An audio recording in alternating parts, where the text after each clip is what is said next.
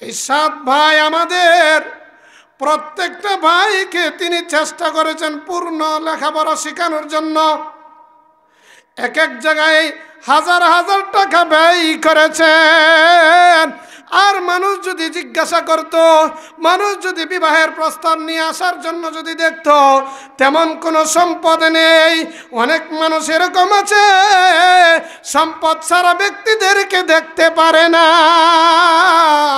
কোন গডক যদি আইসা জিজ্ঞাসা করতো, বলে হাফেজ হাবিবুল্লাহর সম্পত্তি কতটুকু, তিনি বলতেন, ভাই আমার সম্পদ নাই, আমার 7টা 20 কাঠা 20 কাঠা ক্ষেত, এক একটা ক্ষেত 20 কাঠা, 7টা ছেলে, এক একটা ছেলে আমার 20 কাঠার সমান। আমার 7টা ছেলে, এক একটা ছেলেকে আমি 20 কাঠা জমিনের মতো মনে করি। এই সম্পত্তি হইলে আমার চলবে, দুনিয়ার সম্পত্তির আমার দরকার নাই। তারপরেও বুঝার জন্য বলি, ভাইরা আমার, তিনি যদি আমাদেরকে লেখাপড়া না করাইয়া তিনি যদি সম্পদের পিছনে দৌড়াইতেন, ওই যে সৈয়দ আলী আর কদম আলীর মতো ছেলে মেয়ের লেখাপড়ার দিকে লক্ষ্য করে না, দিন আর ইসলামের প্রতি লক্ষ্য করে না, যদি তিনার কলবের ভিতরে এরকম হইতো, তাহলে জমিন কয়েক পুরা রাখতে পারতেন। সম্পদ উনি যখন টাকা পান মাসে 20,000, সম্পত্তির মূল্য তখন 70,000। সম্পত্তির মূল্য কত? 70,000 টাকা কাটা। তাহলে 20,000 টাকা বেতন হইলে, 20,000 টাকা মাসে ইনকাম হইলে, 1 কাঠা জমিন রাখতে মাত্র 3 বছর, 3 মাস প্রায় বহুত সম্পত্তি রাখতে পারতেন। কিন্তু তিনি আল্লাহর হাবিব সাল্লাল্লাহু আলাইহি ওয়াসাল্লামের ঘোষণা বদলে দেওয়া রাস্তার দিকে তিনি মনোযোগ দিয়েছিলেন। আল্লাহর হাবিব সাল্লাল্লাহু আলাইহি ওয়াসাল্লামের কথা স্মরণ হইলে তিনি কলবের ভিতরে পানি রাখতে পারতেন না, চোখের ভিতরে পানি রাখতে পারতেন না। যেই জায়গায় যাইতেন 2টা জিনিস বেশি স্মরণ করতেন। কয়টা জিনিস? 1 নম্বর হইল, ওই আমার সন্তানেরা, সব সময় বলতেন, ও আমার সন্তানেরা, যেখানেই যাবে কোরআন তেলাওয়াত করবে, যেখানে যাবে কোরআন তেলাওয়াত করবে, কোরআনের বাণী যেন তোমার ভিতর থেকে চলে না যায়। আর কোনো সময় হাবিব আল্লাহর নবী সাল্লাল্লাহু আলাইহি ওয়াসাল্লামের সুন্নতের খেলাফ কোনো কাজ করতে পারবা না, নিষেধ। সুন্নতের খেলাফ কাজ করা কি? নিষেধ। আর যে কোনো মুসিবত সামনে আসবে, যে কোনো হাজত সামনে আসবে, সর্বপ্রথম স্মরণ করবে কাকে? আমানতু বিল্লাহি ওয়া মালাইকাতি ওয়া কুতুবি ওয়া রাসূলি ওয়াল ইয়াউমিল আখির ওয়াল কদরি খাইরিহি ওয়া শাররিহি মিনাল্লাহি তাআলা ওয়াল বা'সি বা'দাল মাউত। এই সময়ে কি লাগে সবারই জানা আছে। লোকটির বাড়িতে যখন আমরা যখন মেহমান নিয়ে যাই, তার ঘরে টাকা নেই, খাবার নেই, ব্যবস্থা নেই, এই লোকটা কিছু টাকা কর্জ করে অথবা সুদি নিয়ে আমার আর আপনার মেহমানদারি করে। এমন মেহমানদারি আমরা কেন গ্রহণ করি? আজ সমাজের সকল ফ্যামিলির মধ্যে এই জুলুম চলছে। মনের চাহিদা বেশি, ছেলের চাহিদা বেশি, মেয়ের চাহিদা বেশি, বাবার চাহিদা বেশি, মায়ের চাহিদা বেশি। কেন বলেন? মা তার ছেলের ইনকামের প্রতি লক্ষ্য করে না, বাবা তার সন্তানের ইনকামের প্রতি লক্ষ্য করে না, শুধু বেশি চাই, বেশি পাই, বেশি খাই। এই হইল আমাদের সমাজের আজ হালত। বলতেছিলাম, আমাদের ঘরে যদি অভাব থাকে, অনটন থাকে, রিজিকের অভাব, টাকা পয়সার অভাব, ইনকামের অভাব, তারপরেও আমাদের মন অনেক সময় খারাপ হয়, অনেক সময় ভালো হয়। যদি খারাপ হয়ে যায় তাহলে আল্লাহর রাসূল সাল্লাল্লাহু আলাইহি ওয়াসাল্লাম উনার জিন্দেগীর দিকে লক্ষ্য করতে হবে, সাহাবীদের জিন্দেগীর দিকে লক্ষ্য করতে হবে। হযরত আইয়ুব আলাইহিস সালাতু ওয়াস সালাম উনার জিন্দেগীর দিকে লক্ষ্য করতে হবে। আল্লাহ তাআলা আল্লাহর হাবিব সাল্লাল্লাহু আলাইহি ওয়াসাল্লামকে ডাক দিয়ে বলেন, ও আমার হাবিব, কাফেররা যেই অট্টালিকা দালান কোঠা বানিয়ে রাখলো এদিকে আপনি তাকাবেন না, আপনি আপনার চক্ষুকে নত করে ফেলুন, আপনি তাদের ধন সম্পদ ঐশ্বর্যের দিকে তাকাবেন না, আপনি চোখ নত করে চলে যান। ওয়াসবির নাফসাক, আপনি আপনাকে ওই সমস্ত গরিব, নিঃস্ব, অসহায়, দরিদ্র আল্লাহওয়ালা সাহাবীদের সঙ্গে আপনাকে বেঁধে রাখেন। আপনি ধনী, ধনাঢ্যশীল, বেঈমান, কাফের, দালান কোঠার মালিক তাদের সাথে যাবেন না, তাদের অট্টালিকার দিকে তাকাবেন না, তাদের ধন সম্পদার ঐশ্বর্যের দিকে তাকাবেন না, তাকাবেন কোন দিকে? গরিব, দরিদ্র, অসহায় আল্লাহওয়ালা দিনদার সাহাবীদের সাথে আপনাকে রাখুন। আল্লাহ তাআলা আল্লাহর নবী সাল্লাল্লাহু আলাইহি ওয়াসাল্লামকে হুকুম করলেন, যাদের কাছে তেমন কোনো সম্পদ নেই, বাড়িঘরের ব্যবস্থা নেই, কোন রকম জীবন যাপন করে, আল্লাহর নবী সাল্লাল্লাহু আলাইহি ওয়াসাল্লাম ওই সকল সাহাবীদের সাথে উঠা বসা করতে লাগলেন। ধনী লোকদের সাথে না গরিবদের সাথে? পয়েন্ট কিন্তু আমার স্মরণ রাখবেন। অভাব অনটন, মাল ও সম্পদ কম, এই কারণে আজ আমরা দুনিয়ার জমিনে হতাশার জীবন কাটাই। কিন্তু আল্লাহ কোরআনে কি বলেছেন, নবীজি হাদিসে কি বলেছেন? ইন্নামাল আমওয়ালু ওয়াল আওলাদু ফিতনা। কোরআনে আল্লাহ ডাকতে বলেন, নিশ্চয়ই দুনিয়ার জমিনে সন্তান ও সম্পদ দুইটাই ফিতনার বস্তু। কিসের বস্তু? সন্তান ও সম্পদ দুইটাই হইল দুনিয়ার জমিনে ফিতনার বস্তু, পরীক্ষার বস্তু। ভাইরা আমার, যার কাছে সন্তান নেই আর যার কাছে সম্পদ নেই, ওই লোকটার টেনশন কম না বেশি? ছেলে থাকলে তার বিবাহ শাদী, তার ঘরবাড়ির ব্যবস্থার চিন্তার দরকার আছে না নাই? সম্পদ থাকলে ওই সম্পদের হেফাজতের দরকার আছে না নাই? জমিন খারিজ হয়েছে কিনা, দাড়ি পেকে গিয়েছে, কবে জানি বাবা মারা যাও, সবগুলি জমিন খারিজ করে একবারে রেকর্ড ঠিক করে RS, BS, CS সব কিছু ঠিক করে বাবা আমার হাতে বুঝিয়ে দিয়ে যাও। বাবা এখন বুড়া বয়সে চিল্লাই যাবে, এখন সন্তান টেনশন দিল কি, বাবা জমিনের কাগজপত্রগুলি ঠিক করে রেখে যাও। আবার কিছু কিছু ছেলেরা আছে বাবাকে গোপনে বুঝায়, ও বাবা আমরা হইলাম তোমার ছেলে, তোমার ঘর থেকে যে মেয়ে হয়েছে, মেয়ে তো আর আমাদের সাথে নাই, মেয়ে তো দূর দেশে চলে গেছে, আরেকজনের ঘরে চলে গিয়েছে।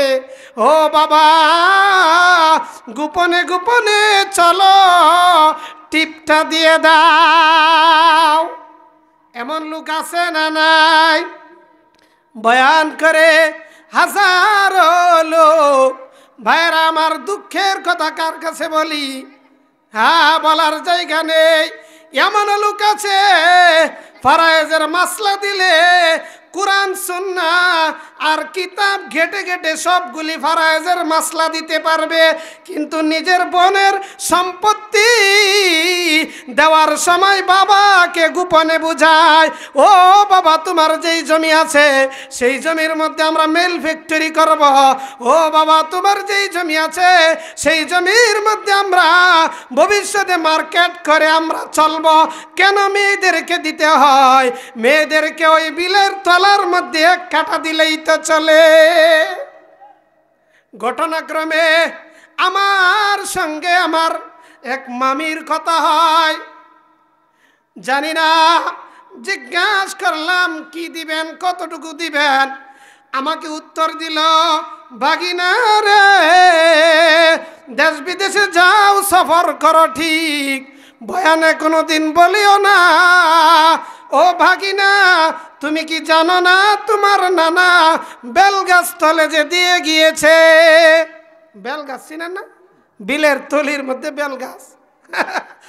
আমি উত্তর দিলাম, মামানি গো,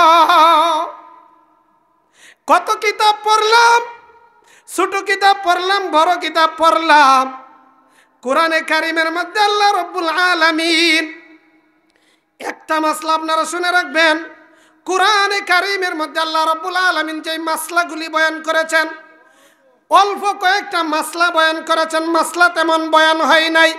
এর মধ্যে এক নম্বর মাসলা হইল ফারায়েজের মাসলা, উত্তরাধিকারী সম্পত্তির মাসলা।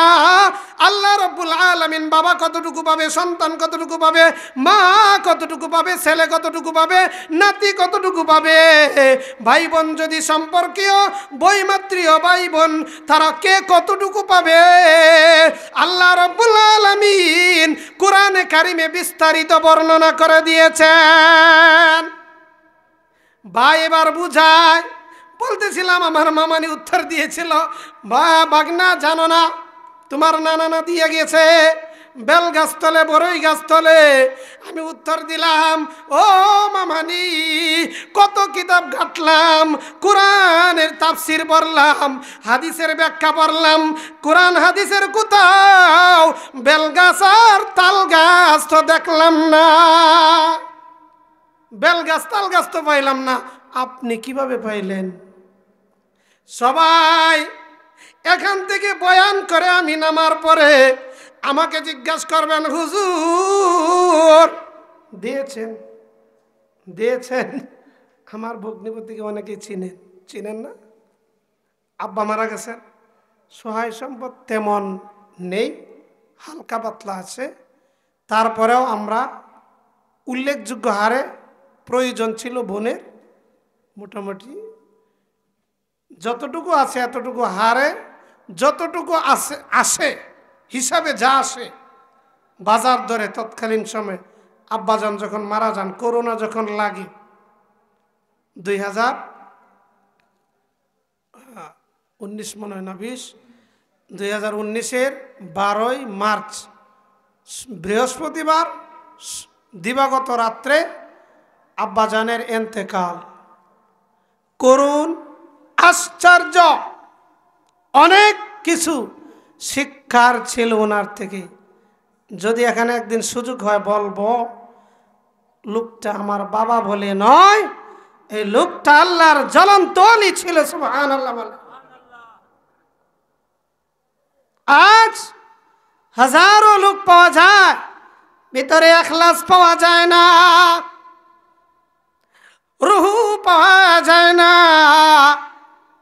কোন আলেমের সামনে যখন যাইতো, ঈদের নামাজ পড়ায় বাড়ি থেকে মাত্র 3-4 কিলো দূরে, যখন আমরা বড় হইলাম আর কোনোদিন তিনি মিম্বরে বসেন না, ঈদের মিম্বরে। এক এক করে আমার বড় ভাই যখন চাকরি হয়ে যায়, 2য় নম্বর যখন চাকরি হয়, আমার 3 নম্বর ভাই শুধু হাফেজ, তাকে নেই নাই।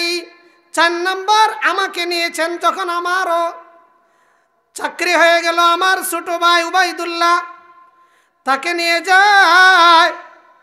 এরপরে যখন তারও চাকরি হয়, 6 নম্বর ভাই আব্দুল্লাহকে নিয়ে যায়। কারণ হইল ঈদের দিন মিম্বরে বসে 20 মিনিট বয়ান করার মতো যোগ্যতা ওনার ভিতরে ছিল। ওনার ভিতরে এত তাওয়াজু ছিল, নিজের ঘরের সন্তান আলেম হয়েছে, ওনার ঈদগাহের মাঠের অনেক মুসল্লিরা আলেম হয়েছে, এই জন্য কোনোদিন আলেমের সামনে বসে নাই। কত বড় তাওয়াজু ছিল! হয়তো ঘরের সন্তানরা হয় মহল্লার কোনো মুসল্লিকে ডাক দিয়ে বলে, বাবা, হইতে পারে আমি ইমাম সাহেব, হইতে পারে আমার উপর তোমাদের সকলের ভক্তি আছে, কিন্তু তুমি আমার সামনে একজন আলেম, একজন আলেমের সামনে একজন হাফেজের মূল্য কম, তাই বাবারে তুমি আলেম হয়েছ, তোমার সামনে আমি মিম্বরে বসব না। মিম্বরে বসায় দিয়েছে, আর বলছে আলেমের সামনে আমি বসব না। যে কোনো জায়গায় গিয়েছেন, দুইটা হাত তুলতে দেরি হয়েছে, কিন্তু তিনার চোখের পানি আসতে দেরি হয় নাই। মনে হয় যেন রূহ কলবের ভিতরে আল্লাহ আল্লাহ তাআলা সদা সর্বদাই হাজির নাজির। ওই আয়াতে চলে এসেছি, কুনতুম খায়রা উম্মাতিন উখরিজাত লিন-নাস তা'মুরুনা বিল মারুফি ওয়া তানহাউনা আনিল মুনকার ওয়া তু'মিনুনা বিল্লাহ। আল্লাহ বলেন, কুনতুম খায়রা উম্মাতিন উখরিজাত লিন-নাস, তোমরা হইলা শ্রেষ্ঠ জাতি। তোমরা কি জাতি? শ্রেষ্ঠ জাতি। উখরিজাত লিন-নাস, তোমাদেরকে মানুষের কল্যাণের জন্য বের করা হয়েছে। তা'মুরুনা বিল মারুফি ওয়া তানহাউনা আনিল মুনকার ওয়া তু'মিনুনা বিল্লাহ। আল্লাহ বলেন, তোমরা হইলা শ্রেষ্ঠ জাতি। সুবহানাল্লাহ বলেন। সার্টিফিকেট দিবেন কে? আল্লাহ।